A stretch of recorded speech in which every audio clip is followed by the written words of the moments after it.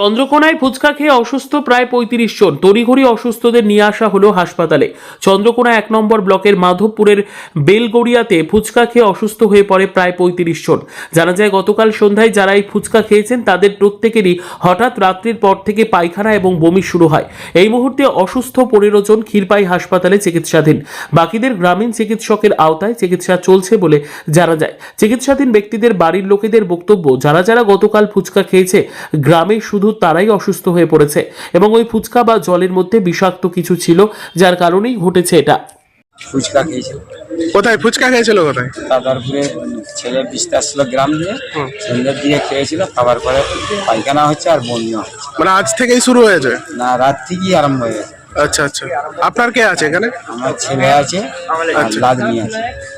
আচ্ছা, ঘটনাটা কোথায় আছে? ঘটনাটা বেলগড়িয়া, মানে মাধবপুর? মাধবপুরের পাশে বেলগড়িয়া। আচ্ছা আচ্ছা আচ্ছা। আপনার নাম? আমার নাম সুফল রায়, বাড়ি? বাড়ি বেলগড়িয়া।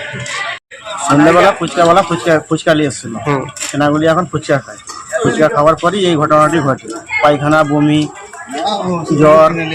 মানে যতজন খেয়েছিল যতজন খেয়েছে ততজনের হয়েছে, ততজনই হাসপাতালে ভর্তি। কতজন আছে এখানে ভর্তি? এখানে ম্যাক্সিমাম 14-15 জন আছে।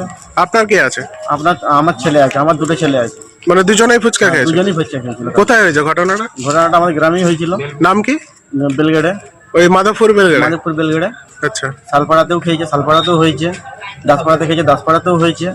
আবার আমাদের বেলগড়ে খেয়েছে, বেলগড়েতেও হয়েছে। আচ্ছা আচ্ছা। আপনার নাম? আমার নাম রঞ্জন রায়, বাড়ি? বেলগড়ে।